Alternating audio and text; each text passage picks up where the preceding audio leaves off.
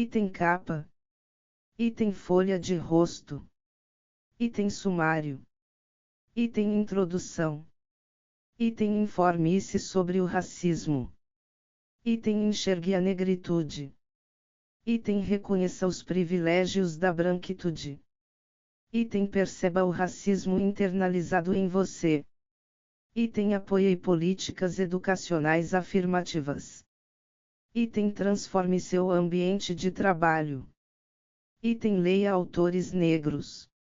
Item questione a cultura que você consome. Item conheça seus desejos e afetos. Item combata a violência racial. Item sejamos todos antirracistas. Item notas. Item referências bibliográficas. Item sobre a autora. Item sobre os autores negros citados. Item créditos. Landmarks. Item cover. Item title page. Item body matter. Item rear notice. Item bibliography. Item copyright page. Item table of contents. Quando criança, fui ensinada que a população negra havia sido escrava e ponto, como se não tivesse existido uma vida anterior nas regiões de onde essas pessoas foram tiradas à força. Disseram-me que a população negra era passiva e que aceitou a escravidão sem resistência. Também me contaram que a princesa Isabel havia sido sua grande redentora. No entanto, essa era a história contada do ponto de vista dos vencedores, como diz Walter Benjamin. O que não me contaram é que o Quilombo dos Palmares, na Serra da Barriga, em Alagoas, perdurou por mais de um século, e que se organizaram vários levantes como forma de resistência à escravidão, como a Revolta dos Malês e a Revolta da Chibata.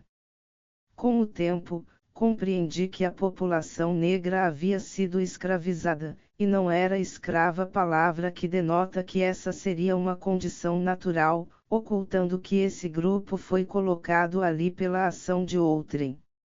Se para mim, que sou filha de um militante negro e que sempre debati essas questões em casa, perceber essas nuances é algo complexo e dinâmico, para quem reflete um pouco ou nada sobre esse tema pode ser ainda mais desafiador.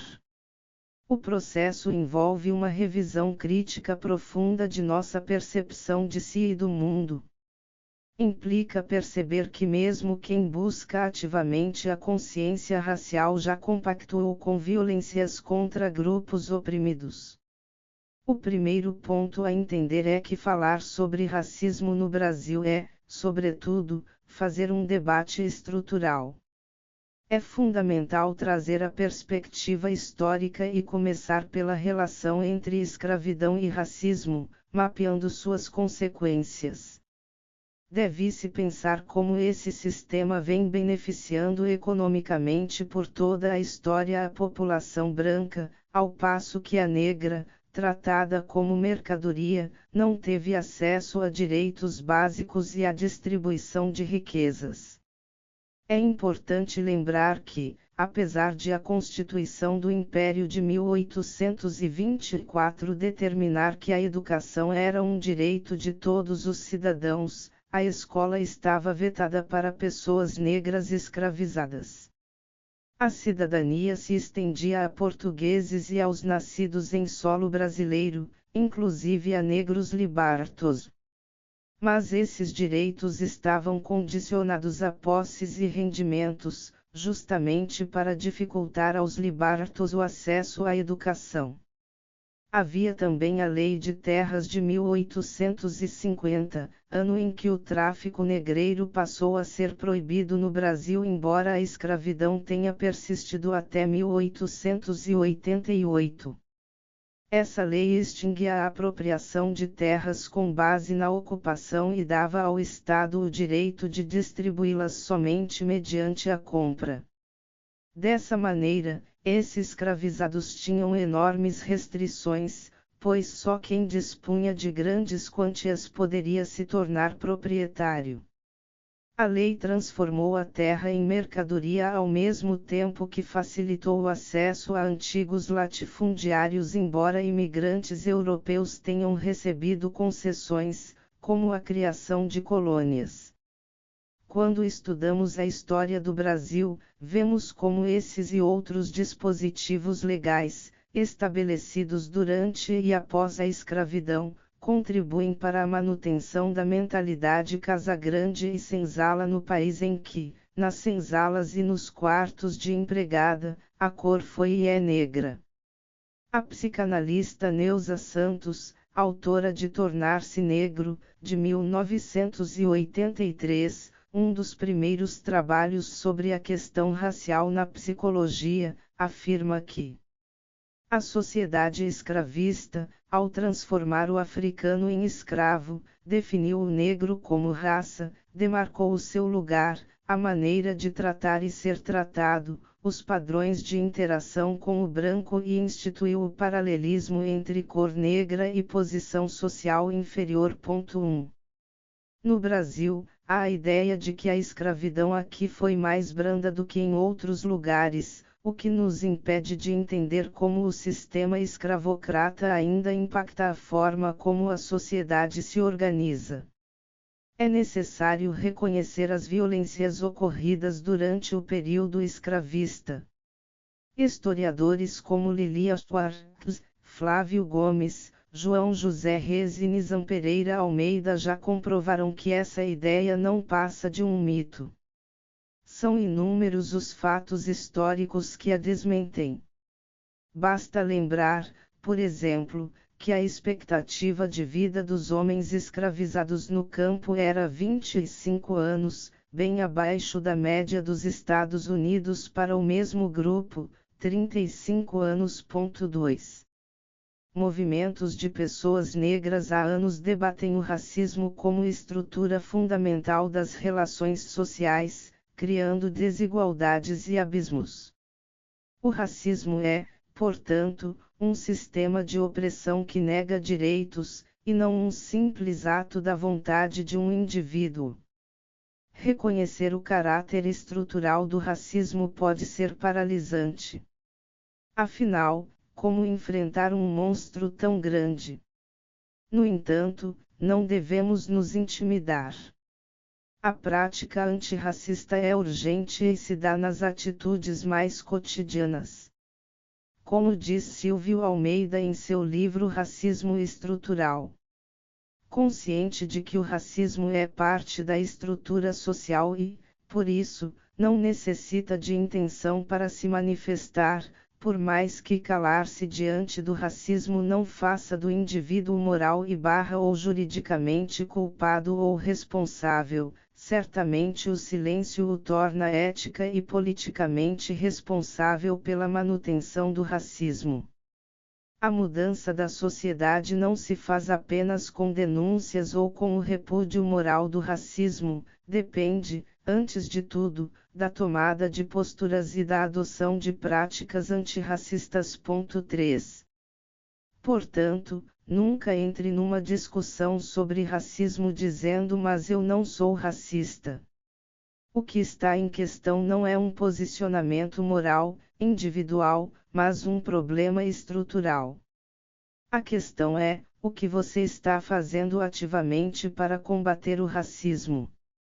Mesmo que uma pessoa pudesse se afirmar como não racista, o que é difícil, ou mesmo impossível, já que se trata de uma estrutura social enraizada, isso não seria suficiente. A inação contribui para perpetuar a opressão. É preciso ressaltar que mulheres e homens negros não são as únicas vítimas de opressão estrutural, muitos outros grupos sociais oprimidos compartilham experiências de discriminação em alguma medida comparáveis. Este livro foca em estratégias para combater o racismo contra pessoas negras, mas espero que, se possível, ele possa contribuir também para o combate a outras formas de opressão. 4. O objetivo deste pequeno manual é apresentar alguns caminhos de reflexão recuperando contribuições importantes de diversos autores e autoras sobre o tema para quem quiser aprofundar sua percepção de discriminações estruturais e assumir a responsabilidade pela transformação de nossa sociedade. Afinal, o antirracismo é uma luta de todas e todos. O sistema racista está em constante processo de atualização e, portanto, deve-se entender seu funcionamento. Segundo Kabengele Munanga, importante pensador negro e professor na Universidade de São Paulo. Sem dúvida, todos os racismos são abomináveis e cada um faz as suas vítimas do seu modo. O brasileiro não é o pior, nem o melhor, mas ele tem as suas peculiaridades, entre as quais o silêncio, o não dito, que confunde todos os brasileiros e brasileiras, vítimas e não vítimas do racismo. 1. Dessa forma, como explica Munanga, para entender o racismo no Brasil é preciso diferenciá-lo de outras experiências conhecidas, como o regime nazista, o apartheid sul-africano ou a situação da população negra nos Estados Unidos na primeira metade do século XX, nas quais o racismo era explícito e institucionalizado por leis e práticas oficiais. É verdade que o Brasil é diferente, mas nada é mais equivocado do que concluir que por isso não somos um país racista. É preciso identificar os mitos que fundam as peculiaridades do sistema de opressão operado aqui, e certamente o da democracia racial é o mais conhecido e nocivo deles. Concebido e propagado por sociólogos pertencentes à elite econômica na metade do século XX, esse mito afirma que no Brasil houve a transcendência dos conflitos raciais pela harmonia entre negros e brancos, traduzida na miscigenação e na ausência de leis segregadoras. O livro Casagrande e Senzala, de Gilberto Freire, tornou-se um clássico mundial com a exportação dessa tese. A relevância da obra está em romper com uma tradição que legitimava o racismo científico, teorias biologizantes formuladas no século XIX que preconizavam uma suposta inferioridade natural do negro como forma de justificar a escravidão nas Américas, tal como apresentado nas obras de Nina Rodrigues, por exemplo. Mas é preciso ler Freire criticamente, indo na contramão daqueles que, estimulados pela naturalização da miscigenação forçada durante o período colonial, perpetuam o mito da democracia racial. Essa visão paralisa a prática antirracista, pois romantiza as violências sofridas pela população negra ao escamotear a hierarquia racial com uma falsa ideia de harmonia. Na obra Brancos e Negros em São Paulo, Roger Bastide e Florestan Fernandes apontaram. Nós, brasileiros, dizia-nos um branco, temos o preconceito de não ter preconceito. E esse simples fato basta para mostrar a que ponto está arraigado no nosso meio social. Muitas respostas negativas explicam-se por esse preconceito de ausência de preconceito, por essa fidelidade do Brasil ao seu ideal de democracia racial. 2. Como diz Munanga, ecoa, dentro de muitos brasileiros, uma voz muito forte que grita: não somos racistas. Racistas são os outros. Eu considero essa voz uma inércia causada pelo mito da democracia racial. Um bom exemplo dessa atitude está numa pesquisa do Datafolha realizada em 1995, que mostrou que 89% dos brasileiros admitiam existir preconceito de cor no Brasil, mas 90% se identificavam como não racistas. Na época, a pesquisa foi considerada a maior sobre o tema, entrevistando 5.081 pessoas maiores de 16 anos, em 121 cidades, de todas as unidades da Federação. Devemos aprender com a história do feminismo negro, que nos ensina a importância de nomear as opressões, já que não podemos combater o que não tem nome. Dessa forma, reconhecer o racismo é a melhor forma de combatê-lo. Não tenha medo das palavras branco, negro, racismo, racista. Dizer que determinada atitude foi racista é apenas uma forma de caracterizá-la e definir seu sentido e suas implicações. A palavra não pode ser um tabu, pois o racismo está em nós e nas pessoas que amamos. Mais grave é não reconhecer e não combater a opressão. Chegamos, assim, à seguinte pergunta: o que, de fato, cada um de nós tem feito e pode fazer pela luta antirracista? O autoquestionamento, fazer perguntas, entender seu lugar e duvidar do que parece natural é a primeira medida para evitar reproduzir esse tipo de violência, que privilegia uns e oprime outros.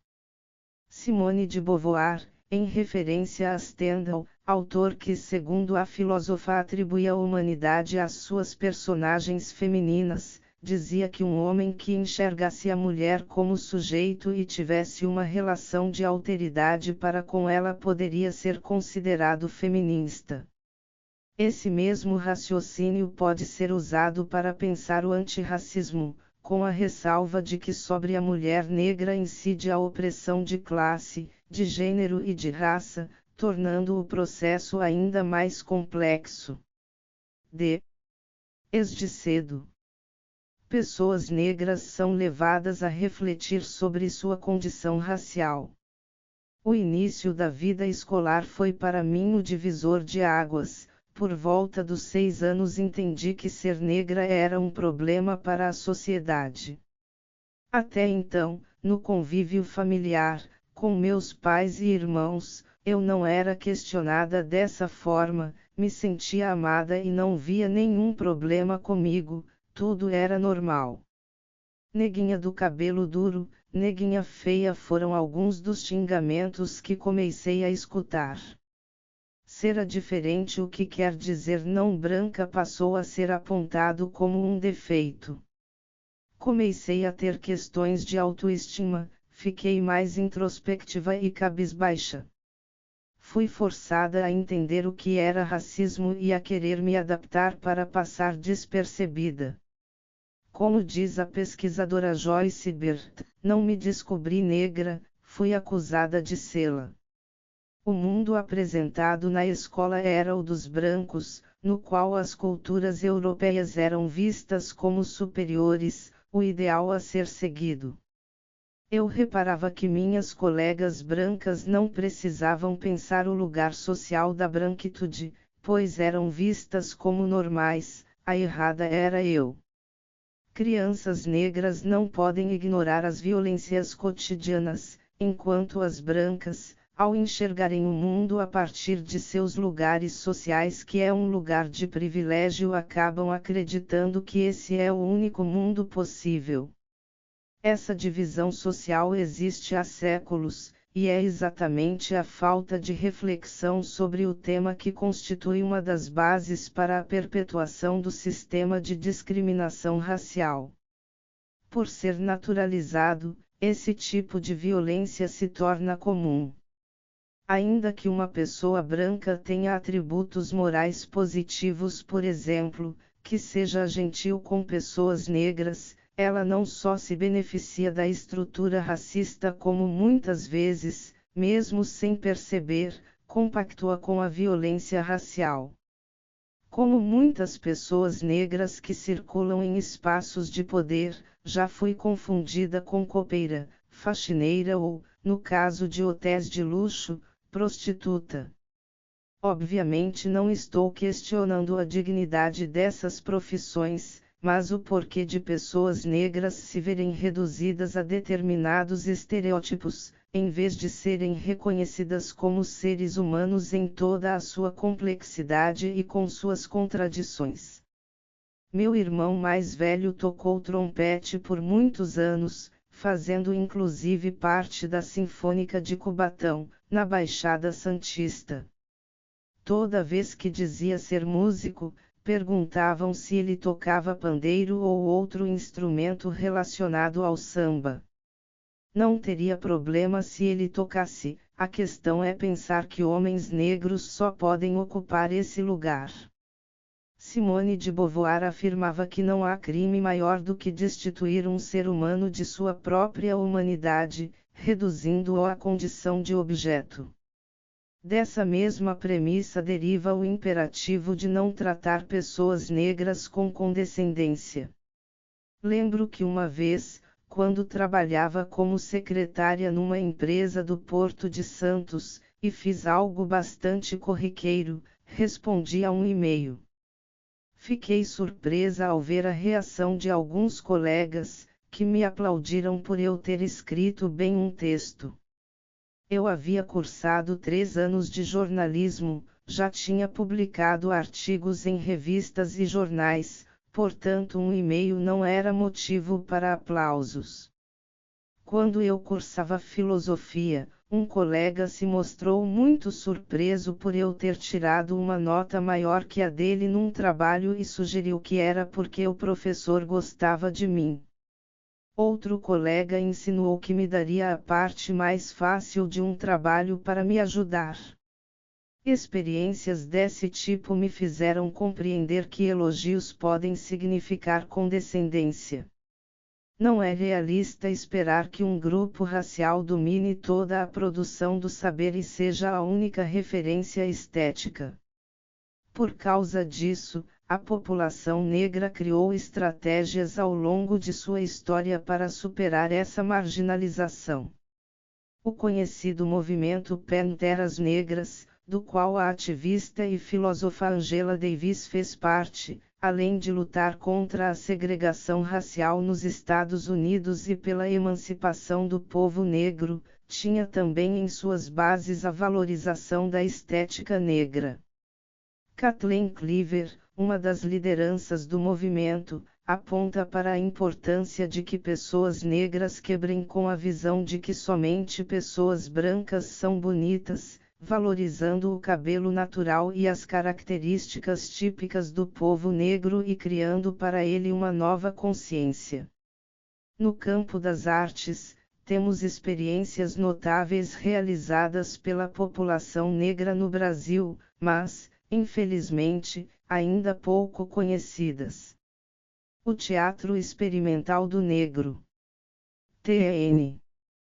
Criado por Abdias do Nascimento em 1944, buscou valorizar a cultura afro-brasileira por meio da educação e da arte, formulando uma estética própria para além da reprodução da experiência de outros países e visando ao protagonismo do povo negro.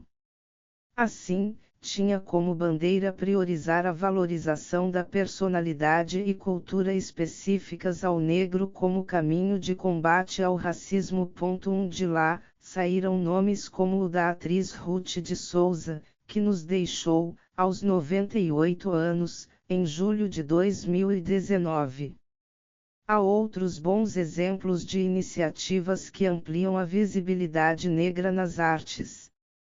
A série Cadernos Negros, criada em 1978, foi responsável por publicar contos e poemas de escritores e escritoras negros, tornando-se um marco para a produção literária negra. Muitos dos primeiros textos de Conceição Evaristo foram publicados lá, por exemplo. O projeto Amazônia Negra, da fotógrafa Marcela Bonfim, busca reconhecer e valorizar as culturas negras em Rondônia. Bonfim sintetiza a importância de iniciativas desse tipo. A maioria dos negros brasileiros precisa aprender a ser negro no percurso de suas vidas. Projetos assim contribuem para esse aprendizado. É importante ter em mente que para pensar soluções para uma realidade, devemos tirá-la da invisibilidade. Portanto, frases como "eu não vejo cor" não ajudam. O problema não é a cor, mas seu uso como justificativa para segregar e oprimir. Vejam cores, somos diversos e não há nada de errado nisso se vivemos relações raciais, é preciso falar sobre negritude e também sobre branquitude. Quando publiquei o que é lugar de fala, muitos me perguntaram se pessoas brancas também podem se engajar na luta antirracista. Como explico naquele livro, todo mundo tem lugar de fala, pois todos falamos a partir de um lugar social.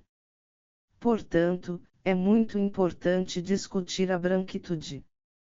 Pessoas brancas não costumam pensar sobre o que significa pertencer a esse grupo, pois o debate racial é sempre focado na negritude.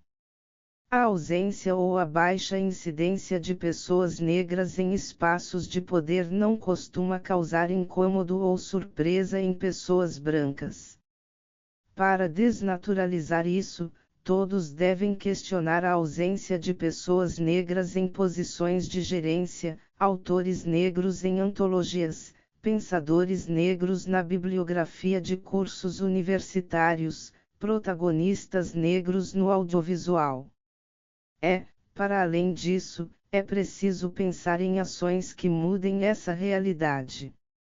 Se a população negra é a maioria no país, quase 56%, o que torna o Brasil a maior nação negra fora da África, a ausência de pessoas negras em espaços de poder deveria ser algo chocante.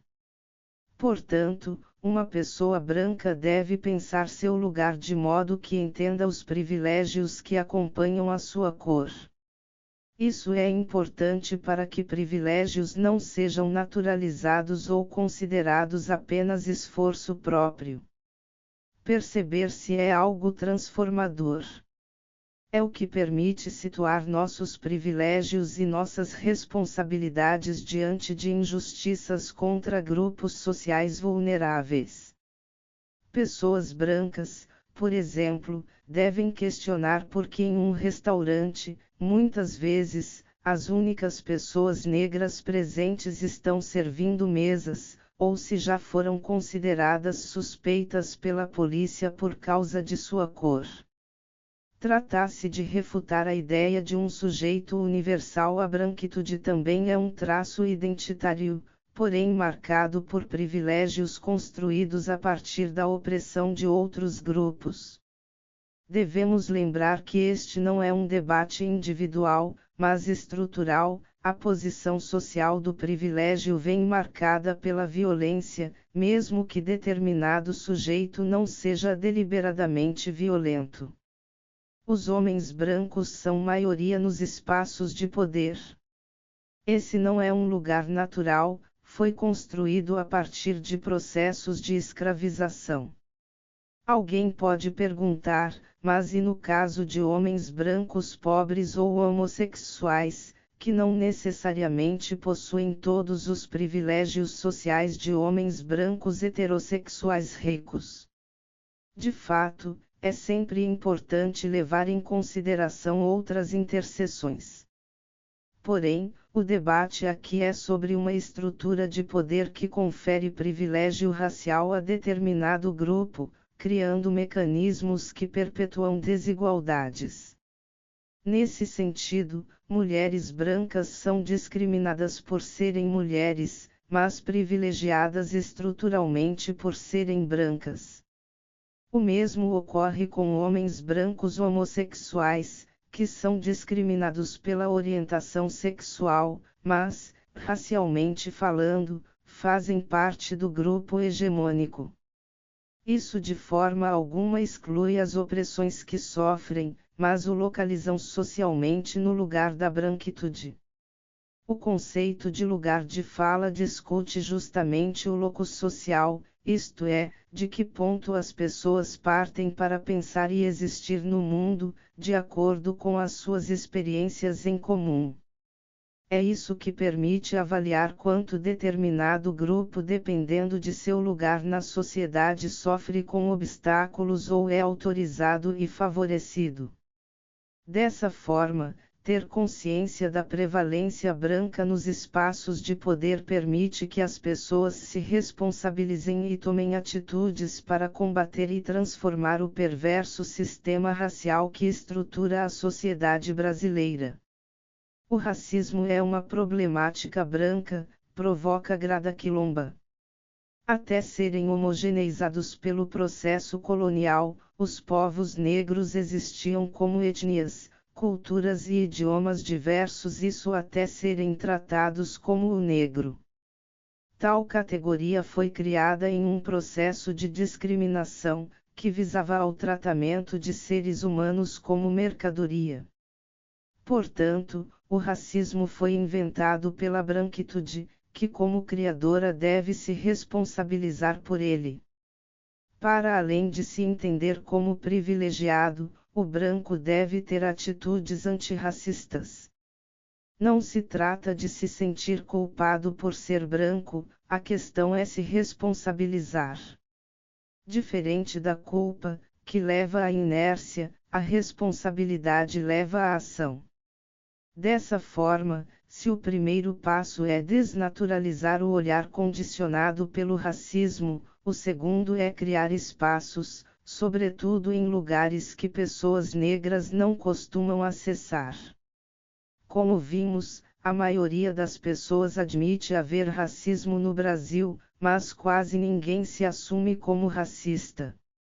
Pelo contrário, o primeiro impulso de muita gente é recusar enfaticamente a hipótese de ter um comportamento racista. Claro que não, afinal tenho amigos negros, como eu seria racista, se empreguei uma pessoa negra, racista, eu, que nunca xinguei uma pessoa negra.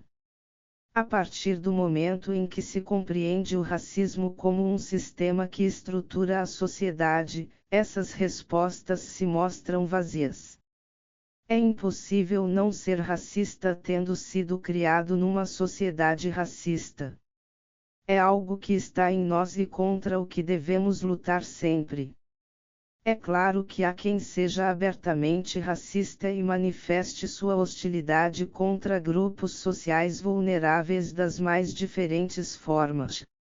Mas é preciso notar que o racismo é algo tão presente em nossa sociedade que muitas vezes passa despercebido. Um exemplo é a ausência de pessoas negras numa produção cinematográfica, aí também está o racismo. Ou então quando, ao escutar uma piada racista, as pessoas riem ou silenciam, em vez de repreender quem a fez, o silêncio é cúmplice da violência. Muitas vezes, pessoas brancas não pensam sobre o que é o racismo, vivem suas vidas sem que sua cor as faça refletir sobre essa condição. Por isso, o combate ao racismo é um processo longo e doloroso. Como diz a pensadora feminista negra Audre Lorde, é necessário matar o opressor que há em nós, e isso não é feito apenas se dizendo antirracista, é preciso fazer cobranças. Amelinha Telles, memorável feminista brasileira, em seu livro Breve História do Feminismo no Brasil, afirma que ser feminista é assumir uma postura incômoda. Eu diria que ser antirracista também. É estar sempre atento às nossas próprias atitudes e disposto a enxergar privilégios. Isso significa muitas vezes ser taxado de o chato, aquele que não vira o disco. Significa entender que a linguagem também é carregada de valores sociais, e que por isso é preciso utilizá-la de maneira crítica, deixando de lado expressões racistas como ela é negra, mas é bonita, que coloca uma preposição adversativa ao elogiar uma pessoa negra, como se um adjetivo positivo fosse o contrário de ser negra. Usar o negão para se referir a homens negros, não se usa o brancão para falar de homens brancos, ou elogiar alguém dizendo negro de alma branca, sem perceber que a frase coloca ser branco como sinônimo de característica positiva. É preciso pesquisar, ler o que foi produzido sobre o tema por pessoas negras e é bastante coisa. No caso de quem tem acesso a bibliotecas e universidades, a responsabilidade é redobrada, e não deve ser delegada. Eu brinco que, muitas vezes, pessoas brancas nos colocam no lugar de Vicky Preta, como se nós precisássemos ensinar e dar todas as respostas sobre a questão do racismo no Brasil. Essa responsabilidade é também das pessoas brancas e deve ser contínua. Conversar em casa com a família e com os filhos, e não só manter uma imagem pública, com destaque para as redes sociais, também é fundamental. Algumas atitudes simples podem ajudar as novas gerações, como apresentar para as crianças livros com personagens negros que fogem de estereótipos ou garantir que a escola dos seus filhos aplique a Lei N106392003, que alterou a Lei de Diretrizes e Bases da Educação para incluir a obrigatoriedade do ensino da história africana e afro-brasileira. Um ensino que valoriza as várias existências e que referencie positivamente a população negra é benéfico para toda a sociedade, pois conhecer histórias africanas promove outra construção da subjetividade de pessoas negras, além de romper com a visão hierarquizada que pessoas brancas têm da cultura negra, saindo do solipsismo branco, isto é, deixar de apenas ver humanidade entre seus iguais. Mais ainda, são ações que diminuem as desigualdades. Não podemos nos satisfazer com pouco. Apesar de termos avançado nas últimas décadas, não podemos achar que foi o suficiente. Não basta ter um ou dois negros na empresa, na TV, no museu, no ministério, na bibliografia do curso. Se disserem que ser antirracista é ser o chato, tudo bem. Precisamos continuar lutando. Por causa do racismo estrutural, a população negra tem menos condições de acesso a uma educação de qualidade. Geralmente, quem passa em vestibulares concorridos para os principais cursos nas melhores universidades públicas são pessoas que estudaram em escolas particulares de elite, falam outros idiomas e fizeram intercâmbio. E é justamente o racismo estrutural que facilita o acesso desse grupo. Esse debate não é sobre capacidade, mas sobre oportunidades, e essa é a distinção que os defensores da meritocracia parecem não fazer. Um garoto que precisa vender pastel para ajudar na renda da família e outro que passa as tardes em aulas de idiomas e de natação não partem do mesmo ponto. Não são muitos os que podem se dar o luxo de cursar uma graduação sem trabalhar ou ganhando apenas uma bolsa de estagiário. Eu mesma entrei na Universidade Federal de São Paulo, cujo campus de Ciências Humanas foi criado em 2007 graças a políticas públicas, aos 27 anos e com uma filha pequena, tendo que fazer malabarismos para conseguir estudar. Embora as desigualdades nas oportunidades para negros e brancos ainda sejam enormes, políticas públicas mostraram que tem potencial transformador na área. O caso das cotas raciais é notável. Na época em que o debate sobre ações afirmativas estava acalorado, um dos principais argumentos contrários à implementação de cotas raciais nas universidades era: as pessoas negras vão roubar a minha vaga. Por trás dessa frase está o fato de que pessoas brancas, por causa de seu privilégio histórico, viam as vagas em universidades públicas como suas por direito. A primeira universidade a adotar as cotas raciais no vestibular foi a Universidade do Estado do Rio de Janeiro, UERJ, em 2003, seguida pela Universidade de Brasília, UNB, em 2004. As novas políticas públicas universitárias transformarão o perfil dos alunos ingressantes, ao contrário do que muita gente afirmava quando essas políticas começaram a ser implementadas. O desempenho positivo de alunos cotistas trouxe grandes avanços para o saber do país. Pesquisas sobre os resultados dessas políticas logo começaram a surgir, como a do Instituto de Pesquisa Econômica Aplicada, IPEA, em 2008, na qual se demonstrou que os alunos cotistas de 4 universidades federais tinham desempenho similar ou superior ao dos alunos não cotistas, e a da Procuradoria-Geral do Estado do Rio de Janeiro, realizada em parceria com universidades estaduais, a qual constatou que no período entre 2013 e 2016 a evasão universitária entre cotistas, 26%, foi menor se comparada com a de não cotistas, 37%, além de apontar desempenho similar entre ambos. Sobre outras políticas de acesso à educação, destaca-se o estudo de Jacques Wagner, professor do Instituto da Computação da Universidade Estadual de Campinas, Unicamp, e Tatiana Melguizo, professora associada da Universidade do Sul da Califórnia, que, com base na análise dos resultados de mais de 1 milhão de alunos que realizaram o Exame Nacional de Desempenho dos Estudantes, ENAD, entre 2012 e 2014, apontou que não havia diferença entre as notas de beneficiários do programa ProUni e as de outros estudantes.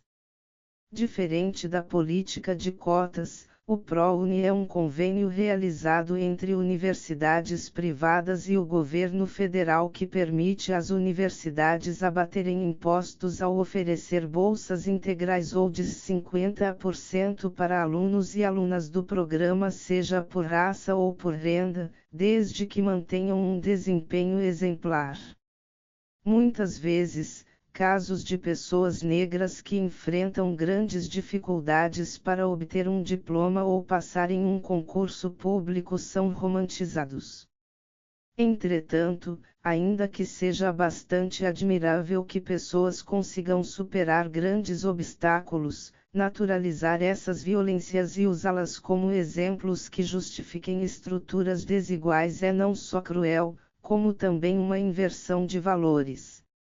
Não deveria ser normal que, para conquistar um diploma, uma pessoa precise caminhar 15 quilômetros para chegar à escola, estude com material didático achado no lixo ou que tenha que abrir mão de almoçar para pagar um transporte. A cultura do mérito, aliada a uma política que desvaloriza a educação pública, é capaz de produzir catástrofes. Hoje, em vez de combater a violência estrutural na academia, a orientação de muitos chefes do executivo brasileiro é uniformizar as desigualdades, cortando políticas públicas universitárias, como bolsas de estudo e cotas raciais e sociais. Informe-se sobre as políticas públicas de combate à desigualdade racial e pela promoção da diversidade. Apoie e prestigie institutos de pesquisa e de desenvolvimento de políticas. Apoie candidatos que defendem políticas públicas efetivas e transformadoras. A Lei de Cotas para Universidades Federais, promulgada em 2012, representou uma grande vitória. Uma pesquisa da Associação Nacional dos Dirigentes das Instituições Federais de Ensino Superior, ANDIFES, com base em dados de 2018 mostrou que, nessas instituições, a maioria dos estudantes é negra, 51,2%, 64,7% cursaram o ensino médio em escolas públicas e 70,2% vêm de famílias com renda mensal per capita de até um salário mínimo e meio. Infelizmente, o mercado de trabalho ainda não reflete essa mudança. Historicamente, a branquitude desenvolveu métodos de manutenção do que seria politicamente correto em relação à pauta racial e à reserva de espaço para o negro único, o que é certamente uma de suas estratégias mais clássicas. Argumenta-se da seguinte forma: veja só, não somos racistas, temos o fulano, que é negro, trabalhando em tal departamento e, inclusive, ele adora trabalhar aqui, não é mesmo, fulano? E o fulano, talvez para manter seu emprego, talvez porque aprendeu a reproduzir o discurso da empresa, concorda. No entanto, pessoas negras não são todas iguais, e fulano, por melhor que seja, não pode representar todos os negros. Dessa forma, é preciso romper com a estratégia do negro único. Não basta ter uma pessoa negra para considerar que determinado espaço de poder foi dedetizado contra o racismo. A herança escravista faz com que o mundo do trabalho seja particularmente racista, o que também o torna um dos espaços em que a luta antirracista pode ser mais transformadora. A primeira etapa para isso é sempre questionar o status quo. Essa é a melhor maneira de não reproduzir as variadas formas de racismo nos ambientes de trabalho. Se você tem ou trabalha numa empresa, algumas questões que você deve colocar são: qual a proporção de pessoas negras e brancas em sua empresa? E como fica essa proporção no caso dos cargos mais altos? Como a questão racial é tratada durante a contratação de pessoal? Ou ela simplesmente não é tratada, porque esse processo deve ser daltônico? Há, na sua empresa, algum comitê de diversidade ou um projeto para melhorar esses números? Há espaço para um humor hostil a grupos vulneráveis? Perguntas desse tipo podem servir de guia para uma reavaliação do racismo nos ambientes de trabalho. Como diz a pesquisadora Joyce Bert, a questão, para além de representatividade, é de proporcionalidade. Para começar, pensemos nos processos de contratação. Se uma empresa está focada em quem cursou universidades de elite ou tem inglês fluente, isso pode significar que apenas pessoas privilegiadas poderão enviar seus currículos, pois sabemos que, no Brasil, estudar outro idioma ou fazer um intercâmbio não é acessível para todo mundo. Somente uma parcela privilegiada da sociedade tem acesso a isso. Além do mais, o pacto narcísico da branquitude, expressão desenvolvida por Cida Bento em sua tese de doutorado, usada para definir como pessoas brancas anuem entre si para a manutenção de privilégios, colabora com a exclusão de outros grupos nas indicações de trabalho.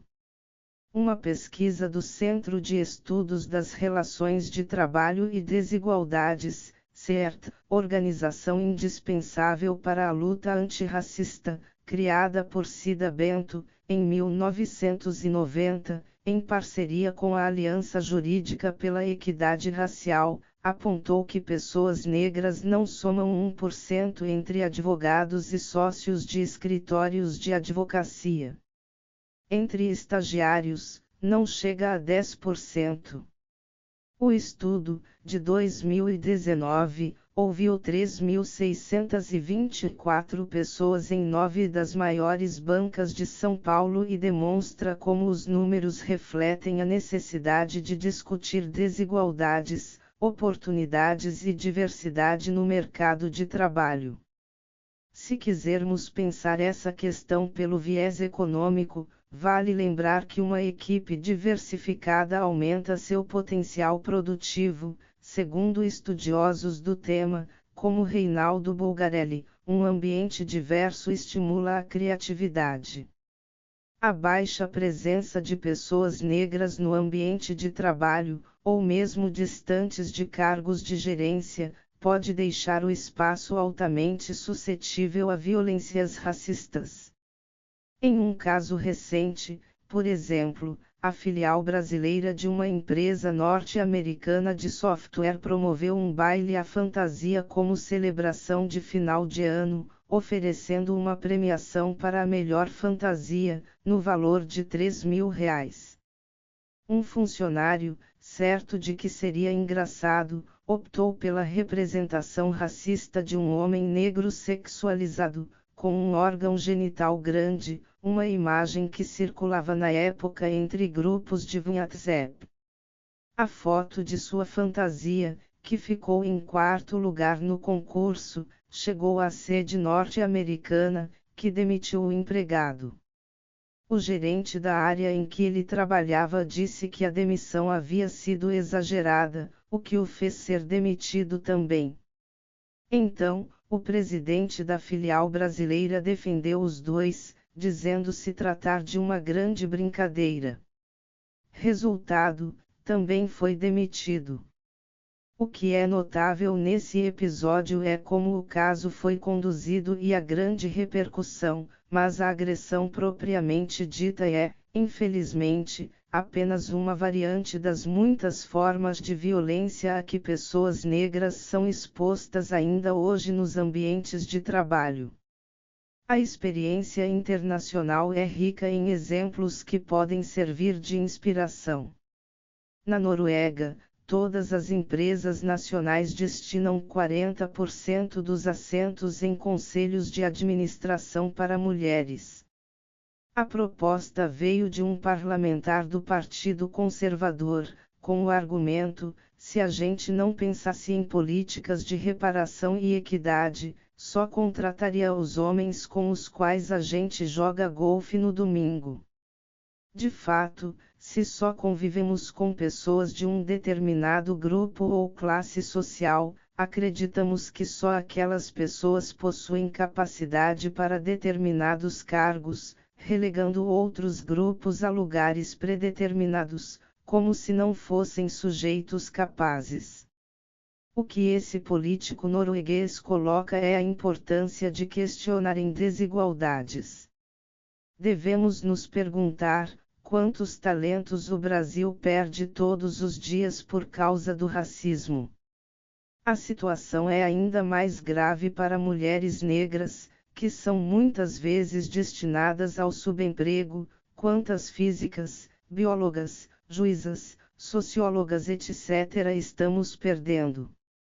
Políticas que obrigam as empresas a pensar e criar ações antirracistas poderiam reverter esse quadro. No Brasil, a Lei de Cotas para o Serviço Público Federal visa diminuir desigualdades. Declarada constitucional pelo Supremo Tribunal Federal em 2017, ficou estipulado que a desequiparação promovida pela política de ação afirmativa em questão está em consonância com o princípio da isonomia. Ela se funda na necessidade de superar o racismo estrutural e institucional ainda existente na sociedade brasileira, e garantir a igualdade material entre os cidadãos, por meio da distribuição mais equitativa de bens sociais e da promoção do reconhecimento da população afrodescendente. 1. O racismo assume diversas dimensões num ambiente de trabalho, o que demanda a análise constante das práticas corporativas. Por causa disso, diversas empresas têm buscado consultorias especializadas para rever sua política de diversidade, preocupadas em se atualizar em relação aos novos marcos civilizatórios. Isso é resultado do trabalho de organizações negras como o CERT, que lutam há décadas para introduzirem essas questões urgentes no mercado de trabalho. Há dezenas de consultorias de diversidade atuando nas várias regiões do Brasil. Procure conhecer mais sobre elas, informe-se sobre o trabalho do CERT, introduza o tema na empresa em que trabalha, assim você contribui com um ambiente mais diverso, democrático e produtivo. M. Esmo vencendo. todos os obstáculos que acompanham a pele não branca e ingressando na pós-graduação, o estudante encontrará outro desafio, o epistemicídio, isto é, o apagamento sistemático de produções e sabers produzidos por grupos oprimidos. A renomada feminista negra Sueli Carneiro traduziu epistemicídio, conceito originalmente proposto pelo sociólogo português Boaventura Sousa Santos, em sua tese de doutorado da seguinte forma: alia-se nesse processo de banimento social a exclusão das oportunidades educacionais, o principal ativo para a mobilidade social no país. Nessa dinâmica, o aparelho educacional tem se constituído, de forma quase absoluta, para os racialmente inferiorizados, como fonte de múltiplos processos de aniquilamento da capacidade cognitiva e da confiança intelectual.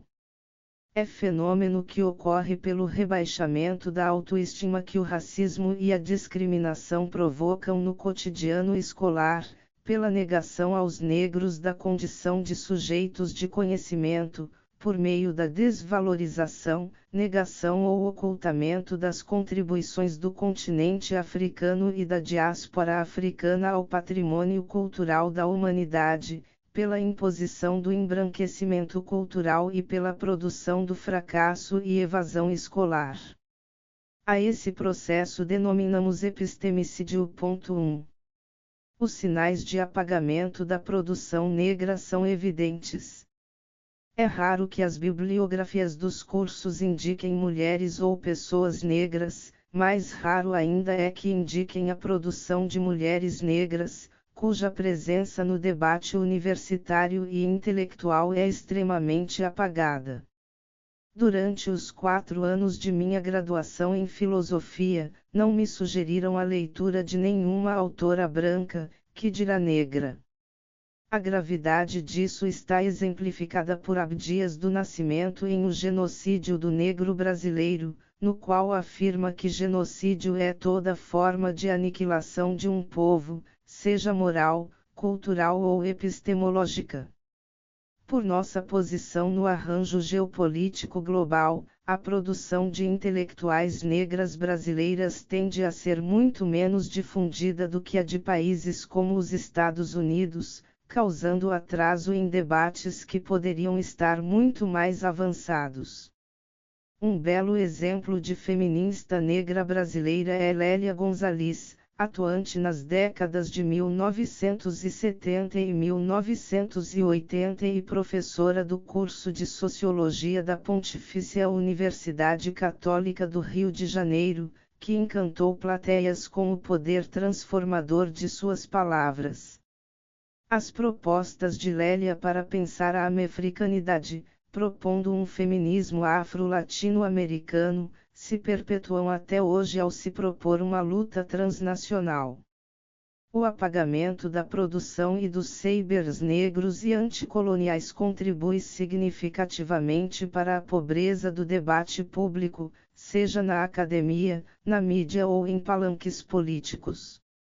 Se somos a maioria da população, nossas elaborações devem ser lidas, debatidas e citadas. A importância de estudar autores negros não se baseia numa visão essencialista, ou seja, na crença de que devem ser lidos apenas por serem negros.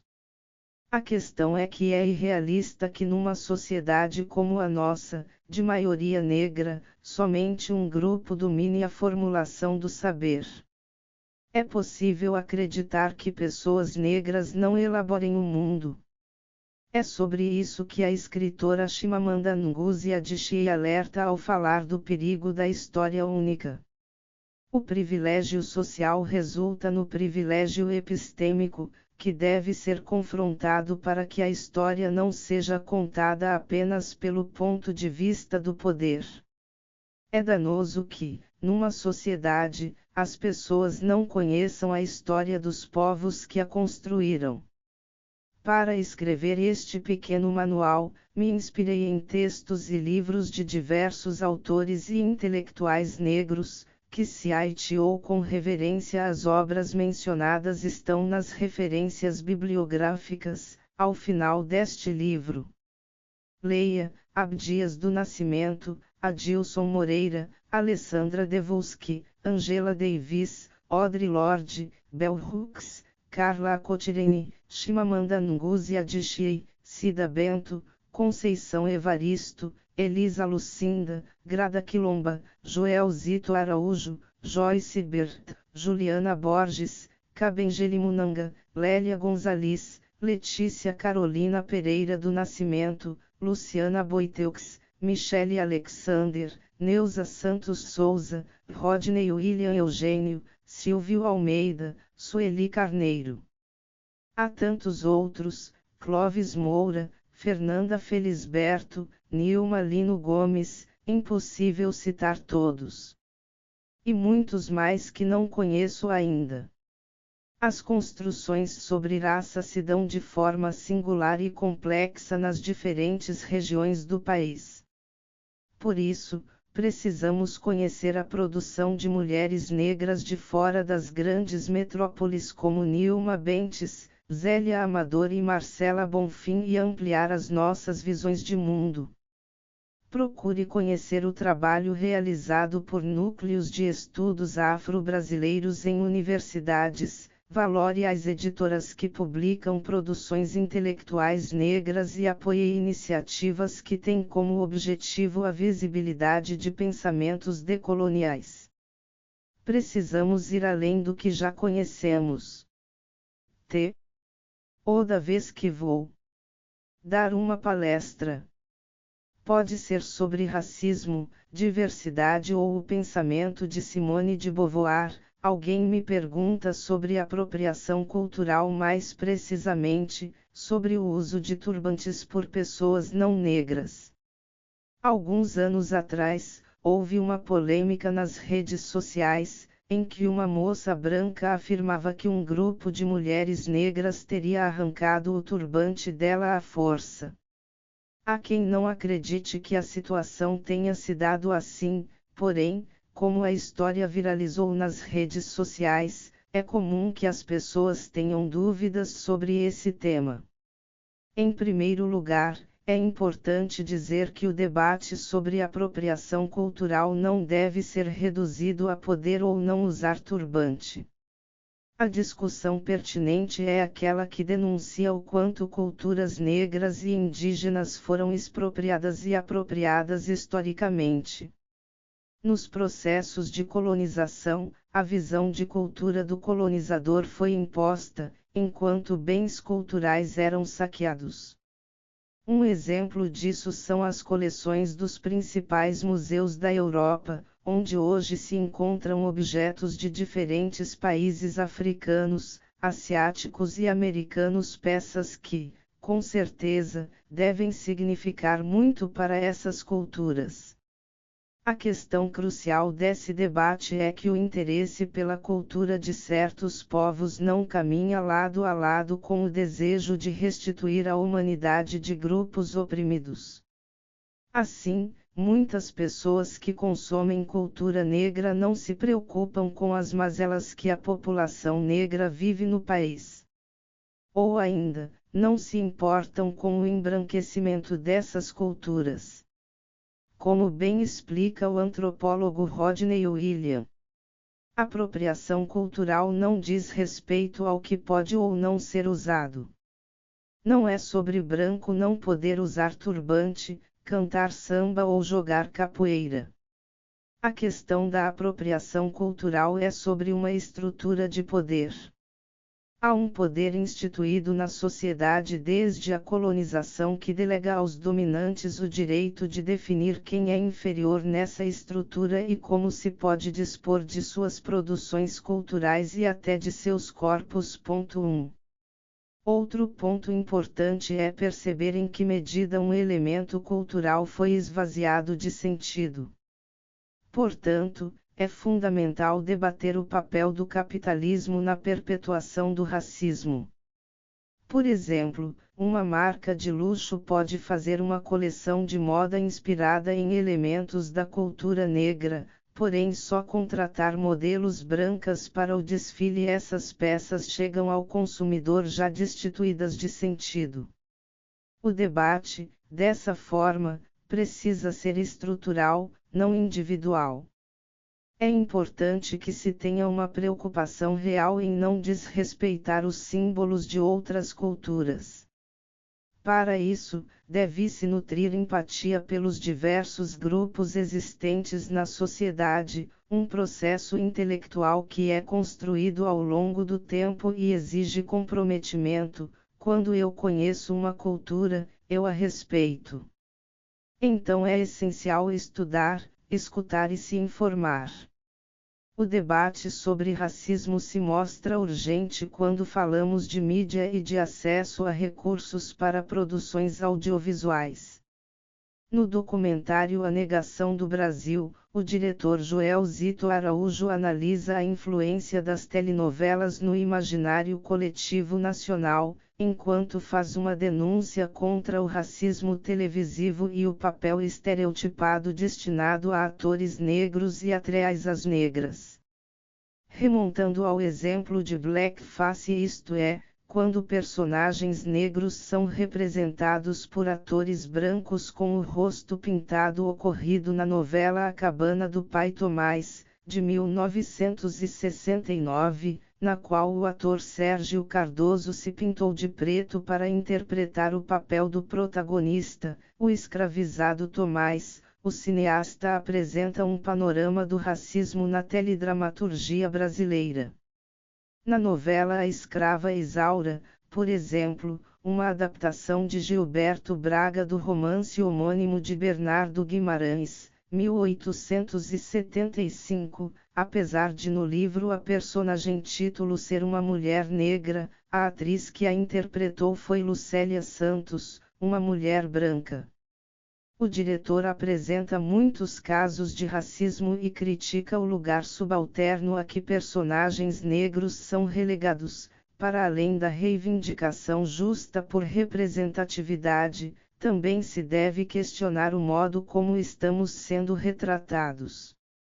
Muitas vezes atores negros são contratados para atuarem como bandido ou bêbado, no caso dos homens, ou como empregada doméstica ou a gostosa, no caso das mulheres. O professor de Direito Antidiscriminatório Adilson Moreira identificou os elementos do que ele chama de racismo recreativo, um mecanismo que encobre a hostilidade racial por meio do humor. No livro que escreveu sobre o tema, Moreira nomeia alguns estereótipos: Tião Macalé, o feio, Mussum, o bêbado, Vera Verão, a bicha preta. O primeiro exemplo, Tião Macalé, foi um personagem do conhecido programa humorístico Os Trapalhões, interpretado pelo ator negro Augusto Temístocles da Silva Costa. Macalé era retratado sem a maioria dos dentes, pois a feiura do personagem seria responsável pelo efeito cômico, segundo Moreira. Mais recentemente, Adelaide, personagem do programa Azura Total interpretado pelo ator Rodrigo Santana, seguia o mesmo modelo cômico de Macalé. O ator se caracterizava de mulher, pintava a pele de preto e colocava uma prótese que dava a impressão de que Adelaide não possuía alguns dentes da frente. Caracterizado como a negra pobre desdentada, o bordão cômico da personagem era a cara da riqueza. Já Mussum, um dos personagens mais populares da TV, nas décadas de 1980 e 1990, interpretado pelo ator Antônio Carlos Bernardes Gomes, era o estereótipo do bêbado. Um dos elementos cômicos do programa Os Trapalhões era direcionar piadas racistas ao personagem. Segundo Moreira, o efeito cômico de Mussum era um exemplo do tipo de humor que visa provar uma suposta superioridade do homem branco em relação ao homem negro, uma vez que os personagens brancos eram representados de forma sóbria. Por fim, Vera Verão, personagem interpretado pelo ator Jorge Luiz Souza Lima, era o estereótipo do homossexual negro promíscuo, que tentava seduzir homens de maneira direta, porém sempre sendo rejeitado. Já Sueli Carneiro, ao escrever sobre Terra Nostra, novela dos anos de 1999 a 2000 de muito sucesso, responde aos elogios de que a novela estaria contribuindo para a autoestima da comunidade italiana. No artigo Terra Nostra só para os italianos, Sueli relembra alguns dos diálogos. Assistimos ao menino Tizio reclamar de sua sorte ingrata com a seguinte frase: Deus não quis me embranquecer. Imagine o impacto dessas frases na autoestima da comunidade negra, especialmente sobre as crianças negras. Em outra passagem, Sueli relembra: o barão do café pondera com seu contratador sobre a impossibilidade de abrigar os italianos nas senzalas desertas pela abolição. Diz ele, são brancos. Trazem no coração o espírito da liberdade. Não vão aceitar essa história de senzala. Então, Sueli conclui: considerando que os personagens negros não têm relevância na trama, a sua presença e a imagem negativa que veiculam prestam-se unicamente a ratificar a suposta superioridade do branco. 2.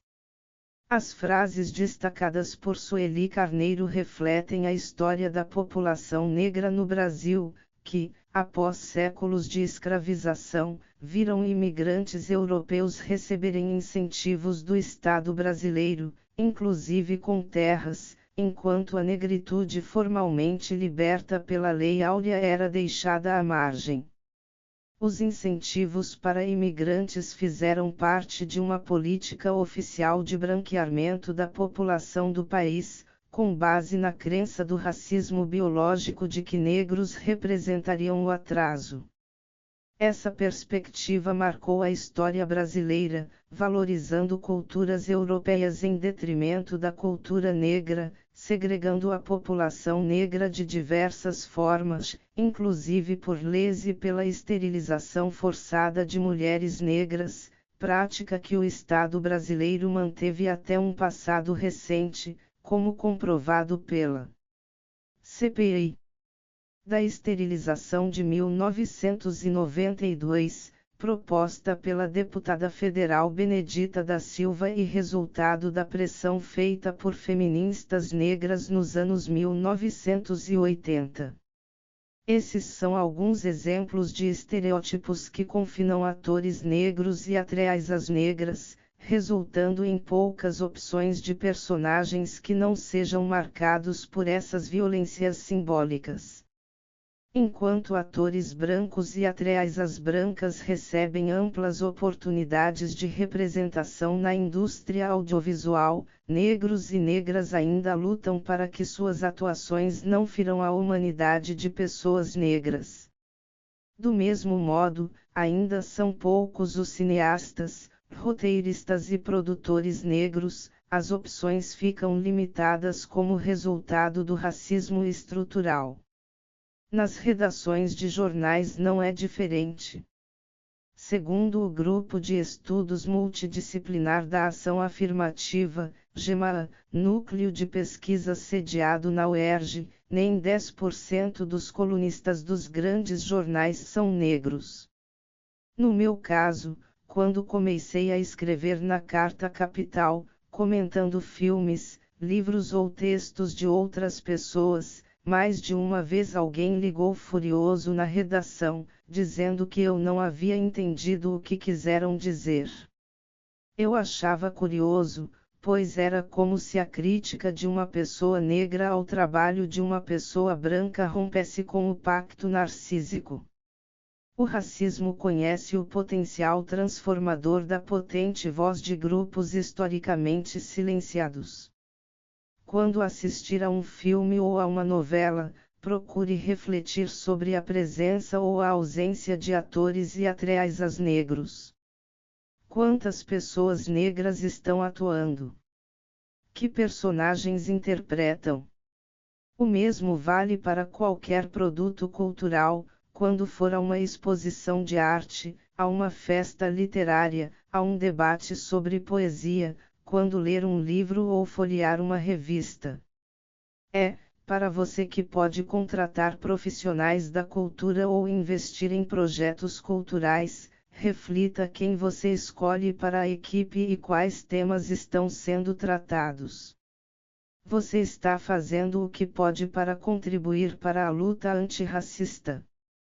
As mulheres negras são ultrassexualizadas desde o período colonial. No imaginário coletivo brasileiro, propaga-se a imagem de que são lascivas, fáceis e naturalmente sensuais. Essa ideia serve